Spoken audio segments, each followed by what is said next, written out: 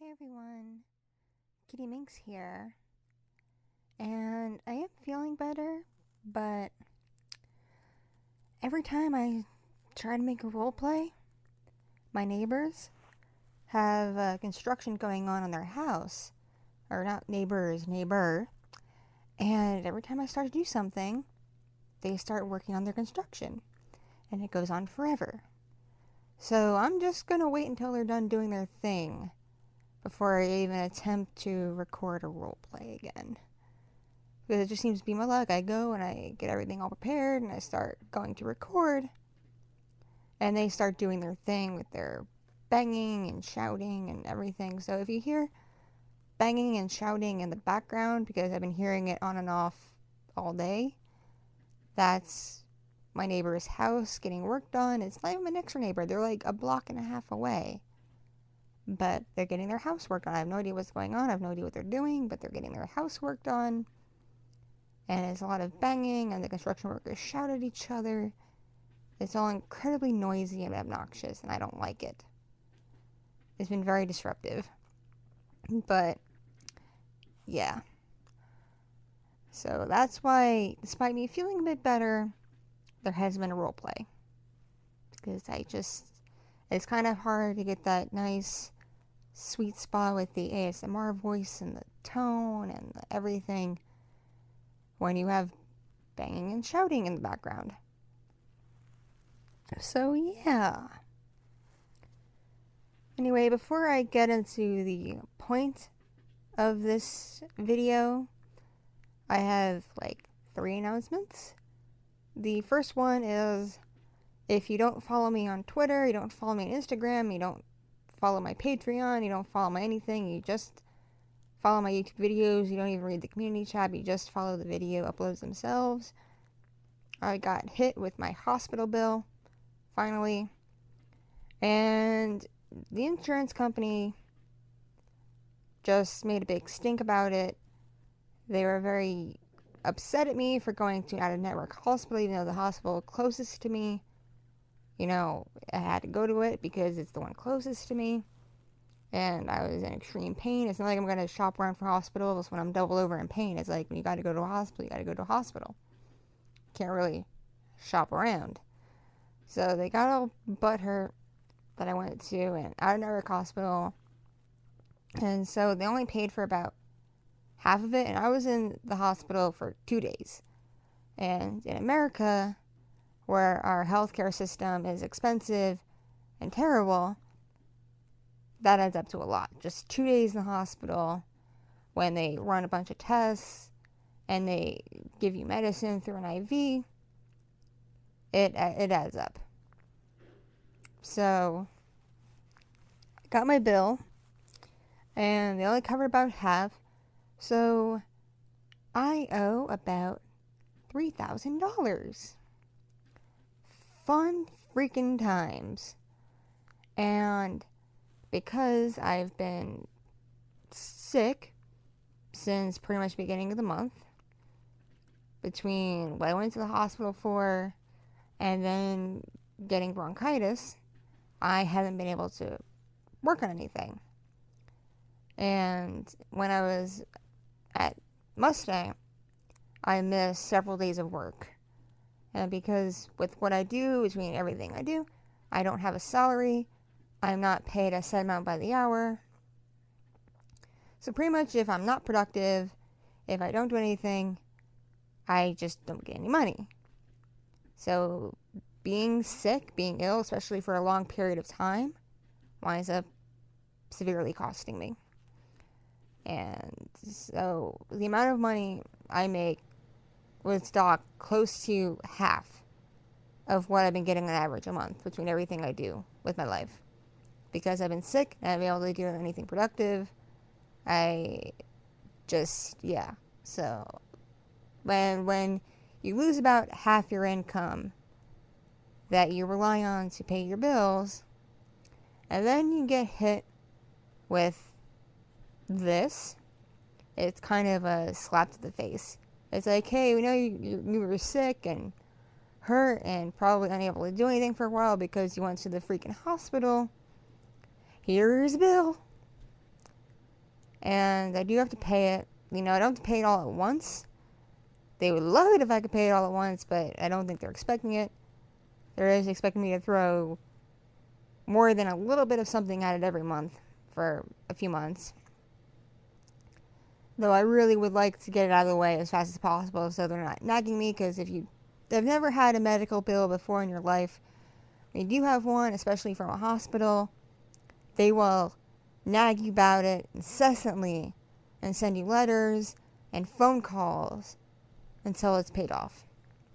It's very annoying, and it also affects your credit score when you have a medical bill. And my credit isn't terrible, but it's not fantastic either, because I had some issues back when I was younger that hurt my credit. So I really don't need this hurting my credit any more than it's already been hurt. I hardly use credit cards because of the fact that I just don't want to have a terrible credit score. And I can't really afford to have credit cards, so I don't really have them. I rely pretty much on what's in my bank account. And so because I got hit with this, and I'm still not 100%, I have exhausted other means of getting money to pay for this. My family is useless. It's not that they don't have money, it's just I'm kind of the black sheep of my family, and I'm not going to say I'm not cared about, because they still check in on me and stuff, but I can't be like, hey, I have an emergency, please help, and then be like, okay, here's something. No, they're not gonna do that, even though they have money to go on vacation 6 times a year and crap like that. Yeah, no, they're not gonna help me. And D-Night loves me. He loves me very much. But, he's got bills to pay. He takes care of us in other ways. He ain't got the money either. And even though he has 2 jobs, they don't exactly pay a lot. So, he has his own bills. So, I can't really use him either. And it's also not like I can just ship myself back off to Mustang and be like, oh crap, I need emergency money. Better work, because, well, I'm still sick. I'm still dealing with the ulcer. And it makes it very hard for me to do what I do with the Mustang when I'm just not feeling well. Yes, I can do things from home now. I'm feeling good enough where I really want to do role plays and stuff. But I'm not quite well enough to do something where I have to interact with people. So that's kind of an issue. So if you have some spare money and you like to help, there are 3 things you can do. Number 1, you can join a Patreon. I have a bunch of different tier options. I would prefer it if you join at a minimum of $10, if you can. I prefer that. But every little bit helps. You can join my Patreon. I try to put out something pretty regularly. I haven't put out an exclusive video in a month because I've been sick.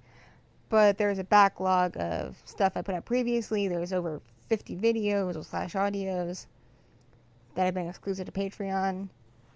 There's live streams. There's art. There's cosplay. All kinds of stuff on my Patreon. So you can join my Patreon. Or you can donate to my Ko-fi. Link is in the description. Ko-fi donations. If you donate at least $100, because this is a big bill and I do need every bit I can get, I will make with my phone a custom thank you shout out video that I will send to you.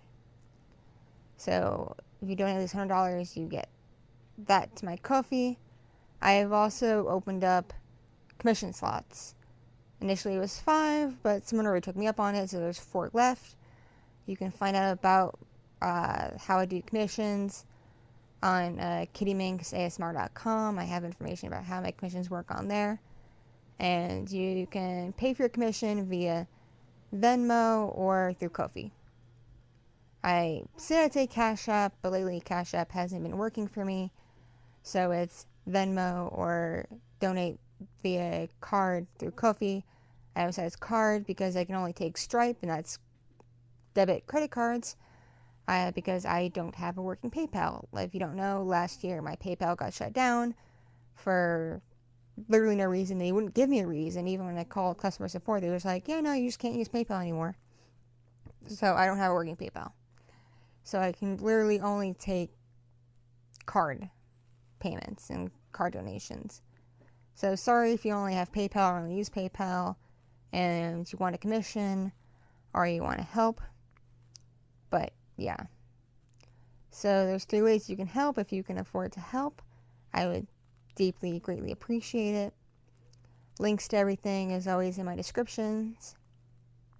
And the next announcement I have is my email has been super janky lately.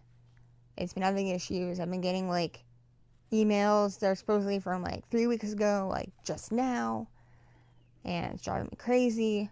I have called the provider, the host of my email server, to ask them what's been going on. They're like, yeah, no, we know we've been having issues, we're working on it. You're not the only one having this problem. So if you have sent me an email in the last month and I haven't replied to you, it's because of this issue.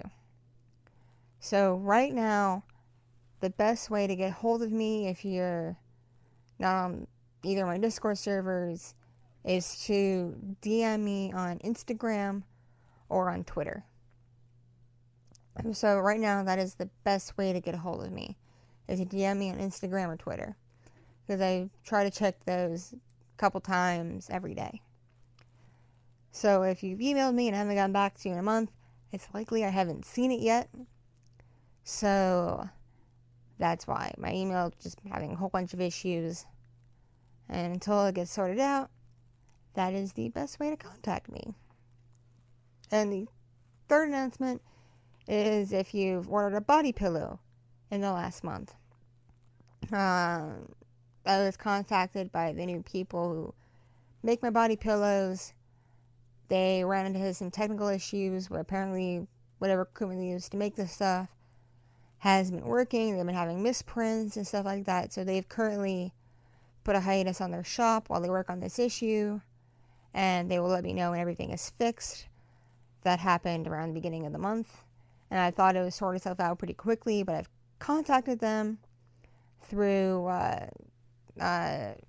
social media, and I've heard back saying that they're still working on it, that they know what's wrong, they're working on it, and it takes time. They apparently need to order some new stuff. So if you've ordered a body pillow in September, it hasn't even been produced yet, so you're gonna get it sometime when they're done, which hopefully will be this month. So just cross your fingers. If you have any questions, just contact me through Discord or contact me through Instagram or Twitter, and I'll be happy to talk to you.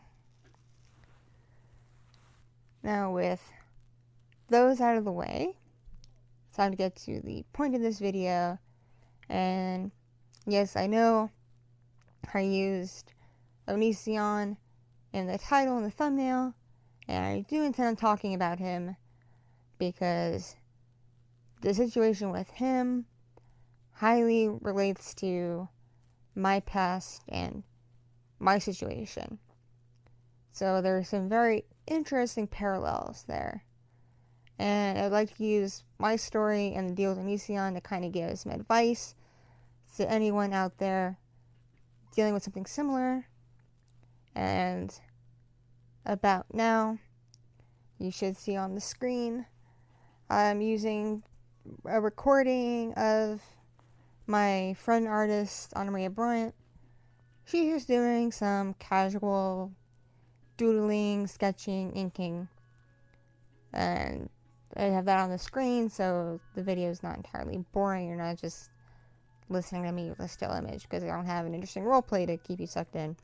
It's just me droning on about my life, my issues, and Onion Boy. So, why Onision? Why am I going to talk about him? Well, he's been under fire the past month or so for allegations of him and his spouse grooming a teenager and being abusive. So if you don't know who Onision is, he's a YouTuber who dates back to the early days of YouTube. He has several channels. He has a channel where he does skits. He has a channel where he, rates people and makes fun of people. And I think he has another channel where he, rants about stuff. I don't know. He has had so many channels. I don't know how many channels this guy has anymore. But really, what he's most known for anymore, what he's most scrutinized for, are the videos where he rants about stuff and expresses his very conflicting, hypocritical opinions. So that's what he's most known for. And he is a YouTuber who's had controversy after controversy after controversy. Like when that musician YouTuber, Christina Grimmie, was murdered. He, unlike everybody else who expressed a lot of sympathy and thoughts and prayers and stuff like that, which you're kind of supposed to do in an incident like that, his opinion was, your thoughts and prayers don't help. You don't really care about her. No one cares. You just want attention.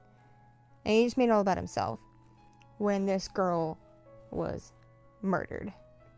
And he's had similar reactions when there have been natural disasters and mass shootings and everything like that. His response is always say, your feelings don't matter. No one actually cares. Blah, blah, blah, blah. Pay attention to me, I'm Onision. But really what he's come under fire for is what he's been doing off camera. And sometimes even on camera. He is a man who is in his early 30s. And he's already on his third marriage. And I'm not saying that's a bad thing. Because I do believe if you're in a relationship and it's not working out, whether it's just, dating or you're actually planning on getting married, the best thing to do is to split up and go your separate ways. But he is on his third marriage. And his previous two wives have come forward with proof that he was abusive towards them.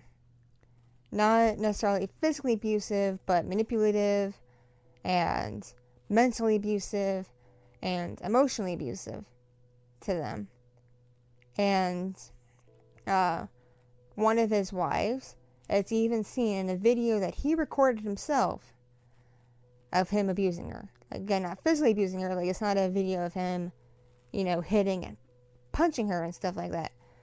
But it's a video where she is crying, she's freaking out, she's making it very clear that he should turn the camera off and leave her alone. He is violating her privacy, violating her space, disrespecting her. And he is just on camera, holding the camera, mocking her, while she is clearly going through something. And she's making it abundantly clear that she doesn't want to be recorded. She doesn't want to be on camera. She's clearly upset. She is crying. And he is clearly ignoring her, violating her privacy, and mocking her. And this is public. This is, something he filmed and put up on his channel. And to make it worse is this particular woman is publicly known that she suffers from health issues like seizures. And he mocks that. It's no wonder they're divorced. No good, supportive spouse would mock someone for having a health issue. It's just completely and totally asinine. And so his two ex-wives have come forward to discuss how he was abusive towards them. And then other women have come forward as well. Because he and his current spouse, I say spouse and not wife, because when they first got together, she identified as female, but she has since gone through a transition, and he now identifies as male. So I'm just going to say spouse. Onision, or his name's actually Greg, and his spouse are in a polyamorous open marriage and have had partners that they've met online come stay with them and be involved with them. And these women, who have been the polyamorous partners of Onision and his spouse, have come forward on Twitter, on Instagram, on YouTube to say the horrible things that he has said and done to them. And I'm not really going to go into detail about that. Plenty of other YouTubers have. You can just look up, Onision abuse in YouTube search, and you'll see a whole bunch of channels that go into detail about it. I am going to recommend one YouTuber, Repsion. He made like a 1 hour plus video, plus other videos about Onision and how he's treated people and how he's been abusive, and all the receipts and the proof of it. And on top of that, Onision is also just terrible to the YouTubers. If a YouTuber talks about him and uses clips from his channel, even though it's fair use, he will go in and copyright claim them and just make life completely miserable for that YouTuber. And he's done this to numerous YouTubers, including Repsion. So he is just not a very good person. But I'm going to focus mostly on the allegations of his abuse and how he's treated the people he supposedly loved and cared about. And I'm going to bring it into my own history with having an abusive partner. In my last video, where I brought up dealing with my abuser, several of you asked in the comments why I haven't gone to the police. Why isn't he in jail? Fun fact, part of why he was out of my life since I left him is because he was in jail. He was incarcerated. But he wasn't arrested and incarcerated for the abuse. He was arrested and incarcerated because of a separate crime he committed. And it's a pretty bad one.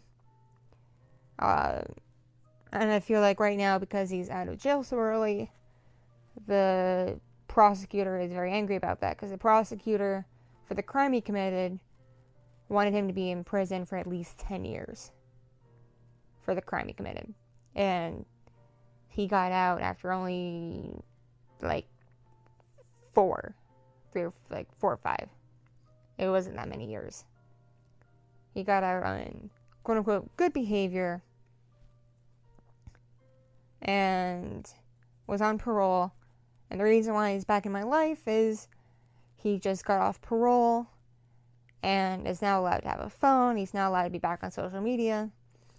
So he decided to insert himself back into my life, or attempt to. So he was in prison. And so yeah, he is not in. I wish I knew that when we got together initially, but part of how, we're going to call him Derek, by the way. We're just going to say my abuser's name is Derek. Part of what relates Derek to Onision is Onision has a track record of, when seeking a partner, going for someone much, much younger than himself. Like his current spouse, he started seeing when they, I'll be nice and say they, were a teenager.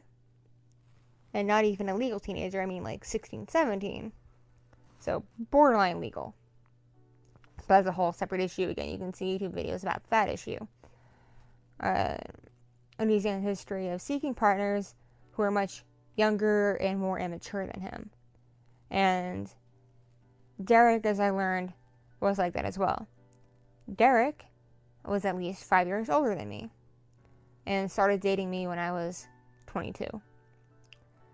Now, a 22-year-old and a 27, 28-year-old may not seem like that big a deal, but early 20s versus late 20s is a big maturity difference. It really is.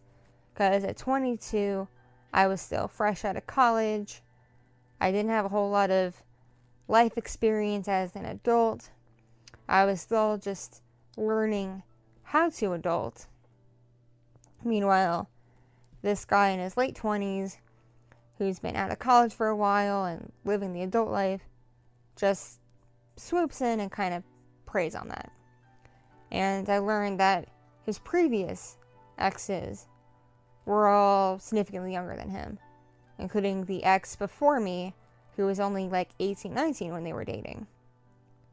And she broke up with him for him being verbally abusive towards her, as well as his very selfish, needy personality affecting her to the point where he would keep her from going to school. And it affecting her education, it affecting her work. And she was sick of it. So she left him. And good on her. She should have. I wish I learned to leave him sooner, but when he was dating me, I was in a really bad place. A really, really bad place. It was not even a year after I was in such a place where I attempted to end my own life. It was not even a year after that. I also just got out of a relationship where my girlfriend of several years left me for a teenager. And that's a whole different story. If you want to hear about that, I'd be happy to talk about that. Let me know in the comments if you want to hear that story of how my girlfriend of several years left me for a teen. And that whole complicated mess. So what I learned from that.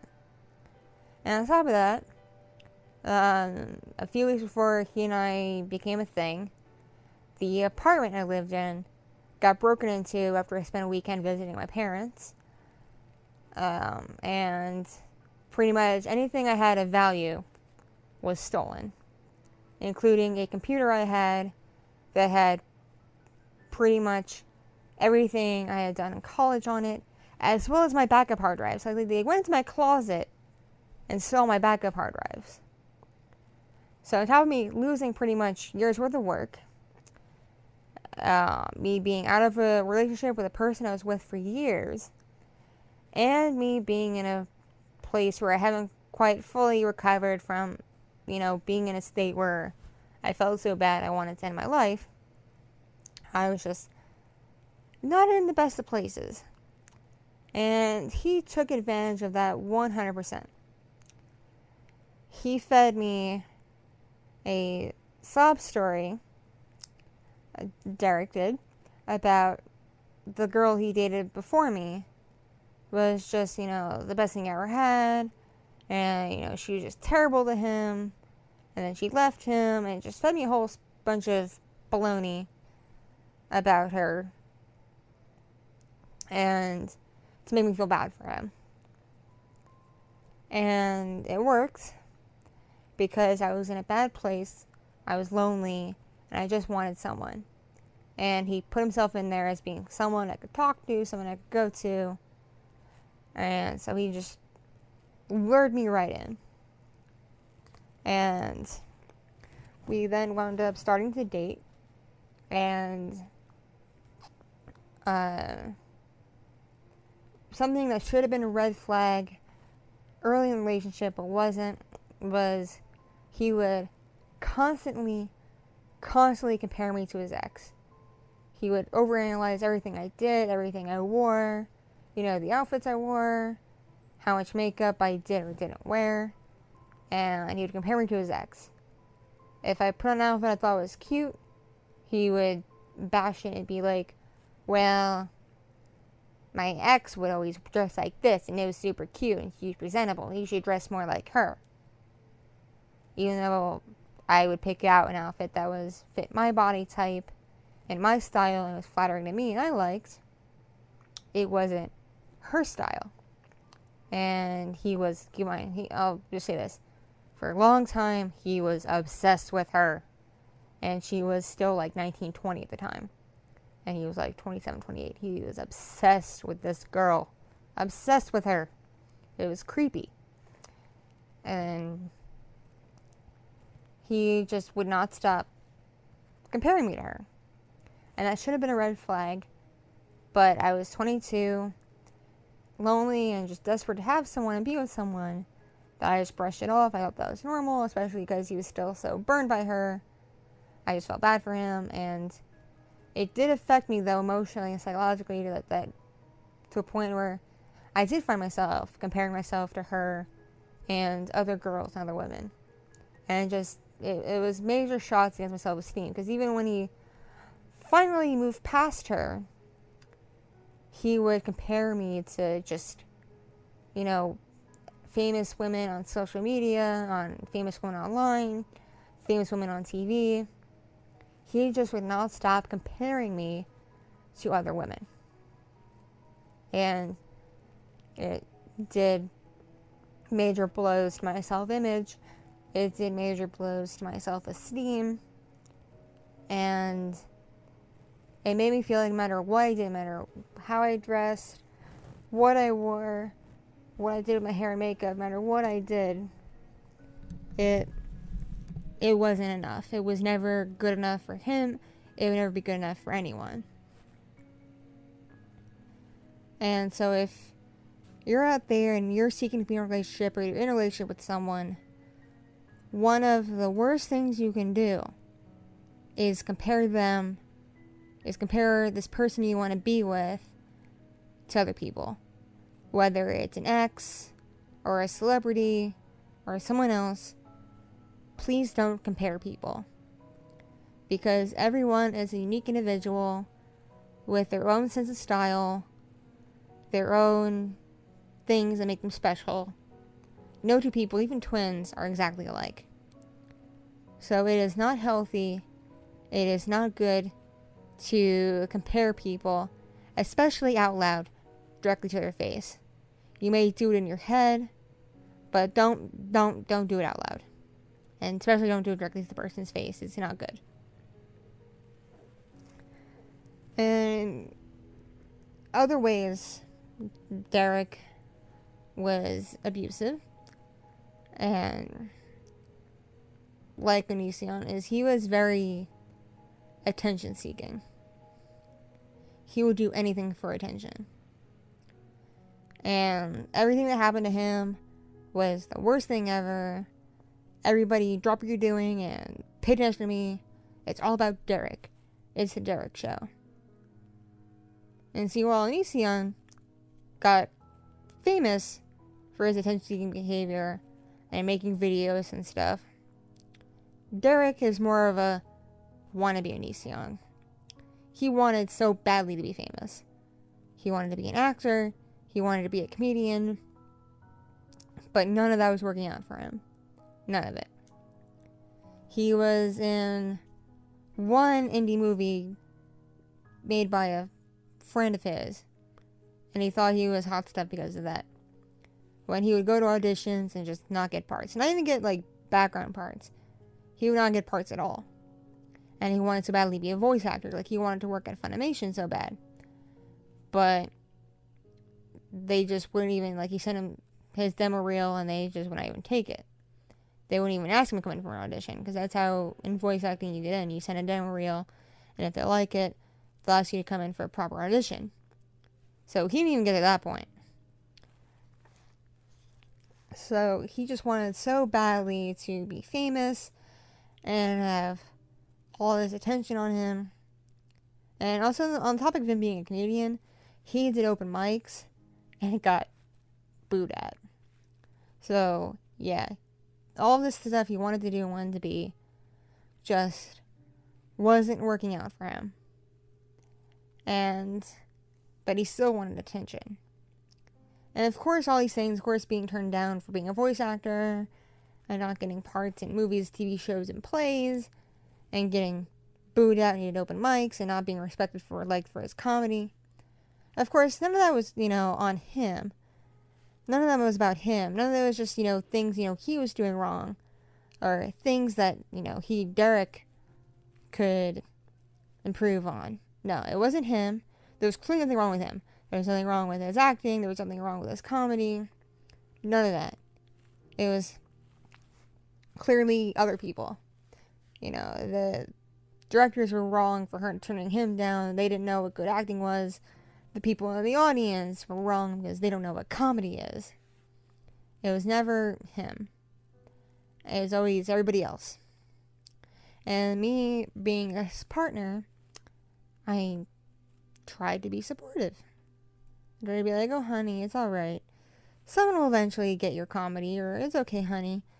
Someone will get you for a role. It's okay, just, be patient and keep working at it. But it was very draining. Meanwhile, I was interested in cosplay and modeling. And I was starting to get a lot of attention for it. Especially after I did a cosplay of the character Black Cat from the Spider-Man comics. That was very well liked and very well received. And I got some amazing professional photos in that I put online. He hated that. He hated my cosplay. And he hated my modeling. He would tell me my photos were ugly. He would compare my cosplay to that of, Jessica Negri. And cosplayers that, I'm not saying Jessica Negri is not a cosplayer, because she is. She definitely is. But he would compare me to just, not even cosplayers, just models. I'm going to call them models. Who would put on lingerie and Pokemon ears and take really just high quality professional photos and call that cosplay. But he would compare me to them because I took my cosplay seriously and I didn't want to actually look like the character. So I would do more complex costumes. And he'd be like, oh, you're not a cosplay. Maybe that's not cosplay. That's not good cosplay. You should look more like this. And essentially implying that I should just wear underwear and bunny ears and sit on camera. While at the same time, when I did get hired to do sexy photo shoots by photographers, where I would just wear, underwear and swimwear, he would bash that and say I looked ugly, I looked fat, I looked stupid. And it drove me nuts after a while. Because no matter what I did, it wasn't good enough. And he especially hated it because I was getting attention for it. I was getting photographers from all over the world wanting to work with me. I was getting invited to conventions as a guest cosplayer. I was winning, awards for my workmanship because I made all my costumes by hand. I was getting fans. I had a Facebook page that got way more likes than his Facebook page did. Way more likes. He had maybe a couple hundred. Within a few months of being active on my Facebook page, I had several thousand. And he just did not like that. He did not like the fact that I was getting more attention than him. So, and so he would constantly berate me, he would constantly bash me. It just drove me nuts after a while. And Halcyon is Onision likes to go on camera and bash people who are more successful than he is. He went on a huge tirade against Shane Dawson.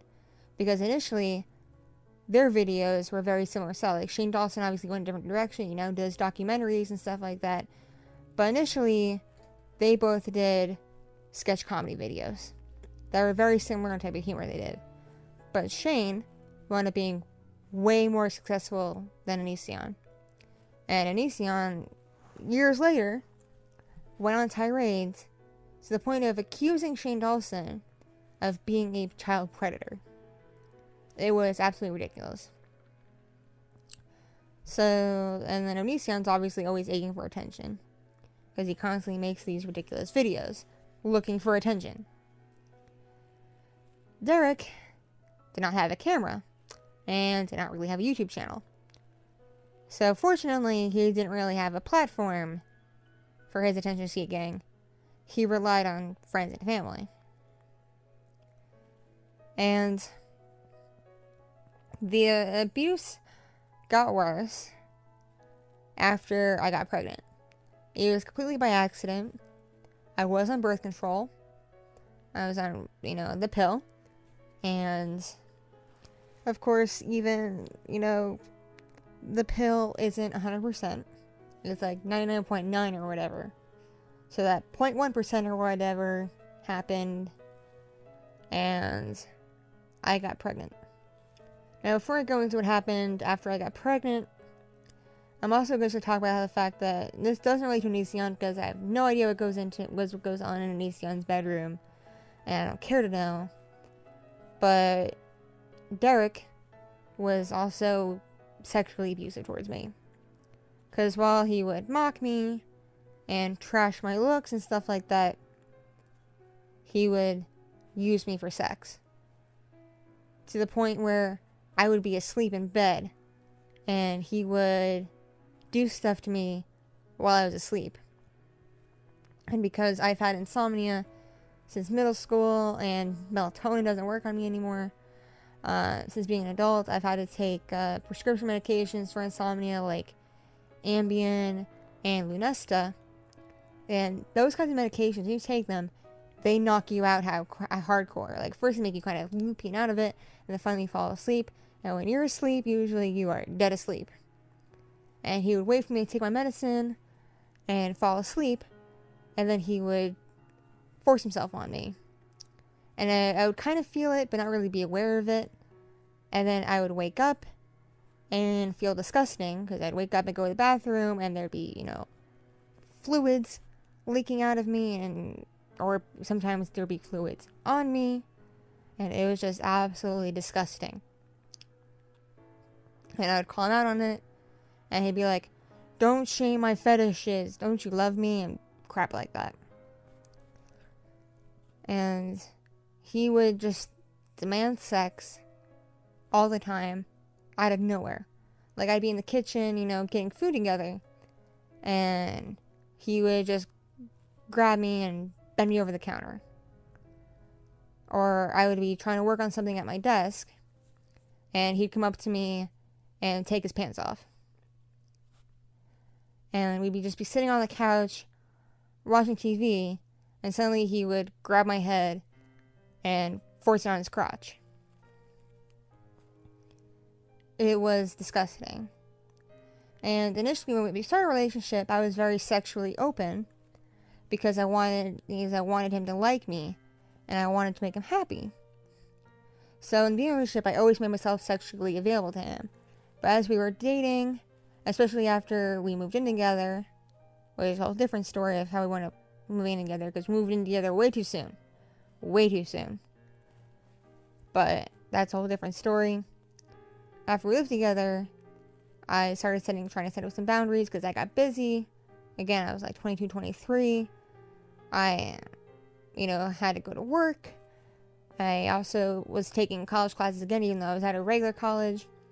I wanted to get certain certifications in what my field of study was, so I can better my chances of getting a better job. So I was taking additional college classes, and I had my own life, I had my own friends. And so I set up some boundaries, and I wasn't just as available to him as I was when we first started dating. And especially because I was also, just feeling a little bit better at the time, and he didn't like that, so he would essentially just force himself on me all the time. And he would just force me into sexual situations where I wasn't really very comfortable. And he also would rely on substances for me to be sexually available. Like, we would have people over, and I would drink, and because I was in my early 20s, I didn't quite know my limitations yet when it came to drinking alcohol. So I would get drunk, sometimes blackout drunk, And any respectful person, any, gentleman or lady out there, if you see someone, especially your partner, is blackout drunk, you take care of them, you give them water, you give them crackers, and you put them to bed. You don't have them have sex with you and your friends. You don't persuade them into having an orgy. You don't do that. Because one time we had a little get-together at my apartment. Everybody got drunk. And guys came over, girls came over. And it basically wound up being me, Derek, and 4 other people all having sex with each other. And the only difference is I was dang near blackout drunk. And I should have been taken care of, but because Derek didn't seem worried, no one else was. Because he was my partner, everyone just kind of leaned on him to be like, oh, Kitti must be okay, because, Derek's not doing anything, Derek's just having fun with her, she's clearly enjoying it, whatever. So after that happened, and I was sober, and I talked to these friends about what had happened, when they realized to explain how drunk I was, they were horrified. And several of them, after that, actually stopped speaking to Derek because of that. So, and then another time, Derek got me wasted and encouraged me to have sex with him and his former roommate. And his roommate was clearly not comfortable with this. But we were all drinking and everything, and it was a hot mess.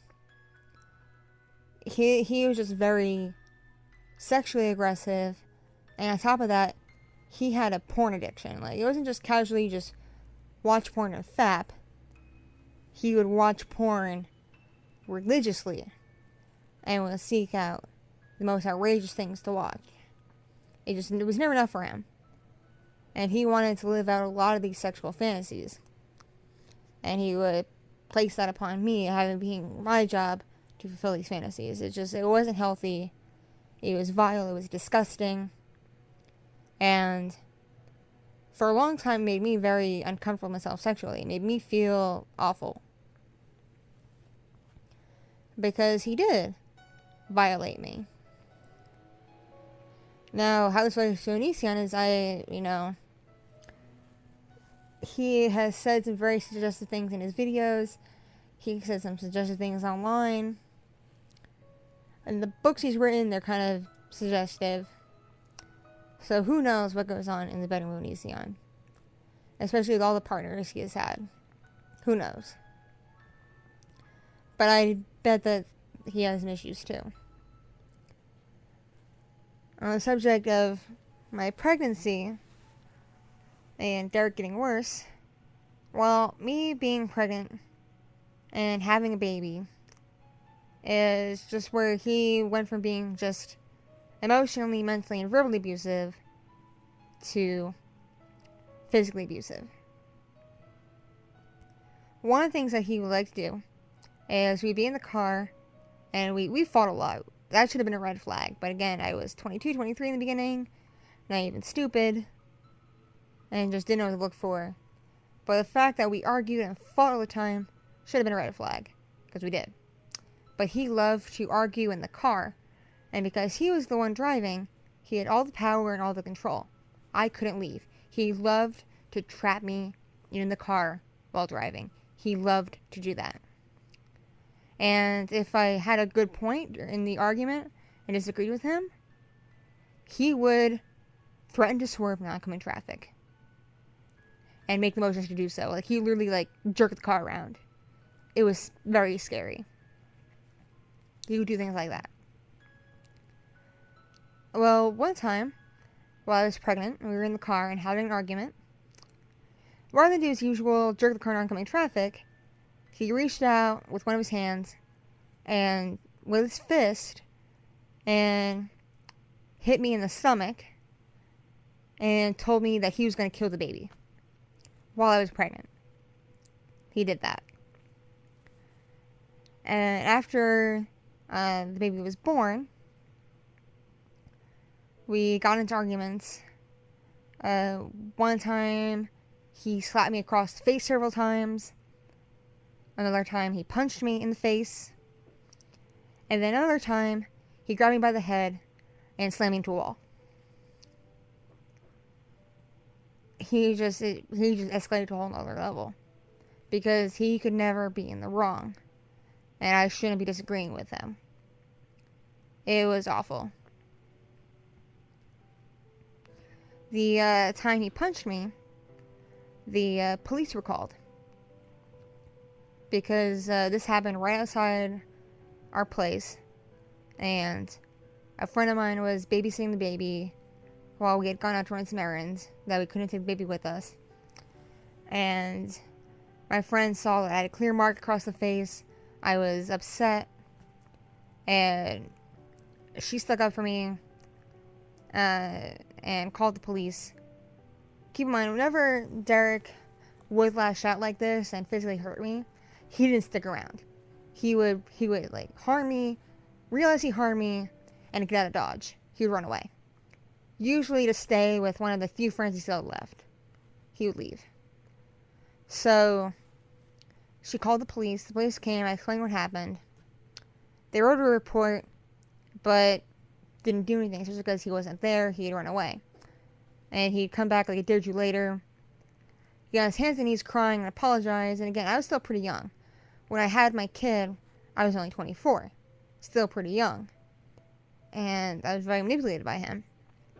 So I would fall for it and take him back. And it was just a whole cycle. That's why they say abuse is a cycle. There's a cycle of abuse. It's true. It is a cycle. And it's very, very hard to break the cycle. How I managed to escape this was having a kid open up my eyes to him and what he was doing and how he was treating me. And I realized I had to be strong for my kid. Because my kid shouldn't grow up in a home where mommy and daddy argue and fight and scream at each other. And especially in a home where daddy harms mommy. That kid should not be in that situation. So, right before the crime he committed came to bite me in the ass, because while we were together, he was actually arrested for it. But if you don't know the U.S. legal system, it's especially if you can afford bail, it's not, you're arrested, you go to jail, you're in jail, you're done for. If you can afford bail, which you could because he had parents who were well off, it's you go to jail, it's like you get arrested, and then you wait for your trial and your court hearing. So there was a long time between when he was arrested and his court hearings. And he got a lawyer on top of that, so it was just it drug on and on. Before he finally went to jail. So, right around the time his legal thing caught up with him, and he was prosecuted, was when I decided to leave.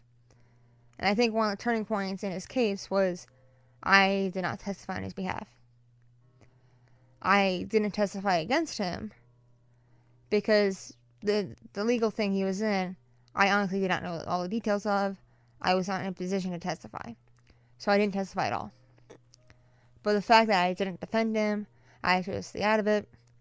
And the fact that we were, together, and I chose to stay out of it, probably spoke volumes to the judge, because he had no one defending him, and numerous people on the accusing side with their evidence of the crimes he committed. So, because of that, he was prosecuted and sent to jail, but I left him around that time, because I found a friend who had the money and resources to help me, because we hit the point where when I had the kid, I had to stop working. So I had no money, no finances of my own. I had my parents kind of helping out, and then he was working and paying the bills. So he had me trapped in that way too. I was stuck. But I found a friend with the money and the resources to get me out of it.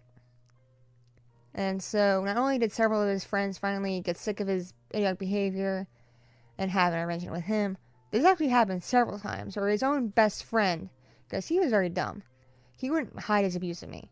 He would abuse me in public. He would abuse me in front of his friends. We'd be at people's houses and he would scream at me. Like, he did not hide it. His own best friend got sick of his crap and chewed him out for why what he was doing was wrong and how and why his treatment of me was wrong. Several friends did this, but he didn't listen. So eventually, I got together with this friend who very well off and was able to basically get me back on my feet. They're like, look, if you leave Derek, you can come stay with me and my roommate. Your kid is welcome. Your cat's welcome. You can come stay with me. I will take care of you until you're back on your feet. But you have to leave Derek. So eventually I got the courage and I basically just stood up to Derek one day and said, look, I'm out of here. I'm done.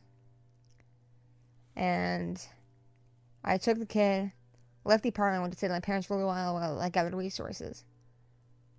In my good favor, a few weeks after I did that, the guilty verdict came in, and the police showed up to escort him to jail. So I was able to, and this all happened conveniently around the time the lease was up on our apartment. So I was able to safely pack up my things and move in with his friend. Now this friend, there's a whole different story, turned out to be a very good friend because they had some ulterior motive for helping me, as I learned. But at the time, it was a way out. And that's all I really needed, was just a way out, because I wasn't financially independent, which for a lot of people in abusive households, that is their hindrance for not leaving. That is their hindrance for why they can't leave, is they don't have the money or the finances to leave and to be on their own. So they're stuck. I was in that position. So how I got out was I wound up finding a support system to help me get out. And obviously the ex-wives of Onision, who he abused, found the resources and the support systems to get out themselves. As did these other women who are in the polyamorous relationship who are coming forward. They've all found the support system that they needed and the resources.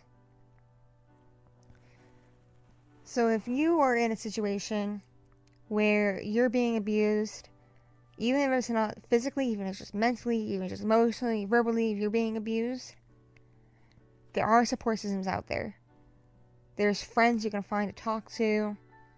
There's all kinds of websites you can go to find people who have been in a situation, who can talk to you, who can help you. And I've learned later on, there are even organizations out there that will give you money to get you out of an abusive household. You just have to come forward and explain your situation. There is help out there. If it's your parents, that is one thing, especially if you are under 18 and can't emancipate yourself. You are kind of stuck, and that really sucks. I have whole other stories about abusive parents, because I can relate to that. I can. But if you are with an abusive spouse, or an abusive boyfriend, or abusive girlfriend, because anyone of any gender can be abusive, there is help for you out there. There are support networks. There's people out there who can and will help you. You just have to find them. And it does help if your abuser is stupid and winds up doing it in public in front of people. That helps too. So if you are in this kind of situation, you can always come to me too. Please come to me on Twitter, come to me on Discord, come to me on Instagram. Share your story with me. Because talking about it can help you feel better. Because I've been there. I can relate to it. I'd be happy to talk to you and support you. So if you've been there or you are going through it, there is help out there. I've been there myself. I'm very happy I'm very blessed to be in a marriage now where I'm with someone who is amazing, wonderful, and supportive and not abusive at all in any way. A very good person. I'm very happy and very blessed and very privileged to have found this. So if you're listening to this and you're feeling hopeless, just know that there is hope. There are ways out. And there is help out there. And there are people who understand and can relate to you and what you're going through, what you're dealing with. So this is pretty much it. I hope this is able to give you more insight and more understanding into what I have dealt with, what I've had to go through, and some insight into who I am as a person, and why I try to make myself as open and available to you all as I possibly can, while still maintaining my boundaries. I love each of you very much. You all mean the world to me, my subscribers, my viewers, my patrons, everyone, you all mean the world to me. I love you all. I want to help you all. Remember to stay awesome. And I will see you in the next recording. Bye, everybody.